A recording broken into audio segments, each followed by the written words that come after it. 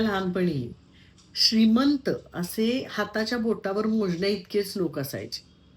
बाकी आपण सगळे मध्यमवर्गीय लोक होतो. त्यात सुद्धा हल्लीसारखं upper middle class, lower middle class असं काही नव्हतं. सर्वसाधारण मध्यमवर्गीय लोक.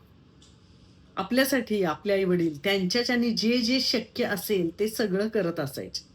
पण त्यावेळी सगळ्याच गोष्टी इतक्या मर्यादित होत्या, की अशा अपेक्षेपेक्षा जास्त काही अपेक्षा आपण करायचोही नाही आणि त्यांना ते शक्यही नव्हतं. आपले आई-वडील आपल्यासाठी त्यांना जमतंय ते करतायत, असा आपल्याला विश्वास होता, खात्री होती. आता जेव्हा मी आपल्या वयाची माणसं स्वतःच्या बालपणाबद्दल कुरकुर करताना ऐकते, आमच्या आई-वडिलांनी आम्हाला हे दिलं नाही, ते दिलं नाही, असं काही-काही ऐकते, तेव्हा मला मनातून वाईट वाटतं. आपल्या आई-वडिलांची जी ऐपत होती, त्या ऐपतीनुसार त्यांनी आपल्यासाठी सगळं केलं. प्रामाणिकपणे कष्ट करून तुम्हाला जे काही मिळवायचंय ते तुम्ही मिळवा, हे आपल्या डोक्यात फिट केलं. आपण त्याप्रमाणे आपलं आयुष्य जगत आलो.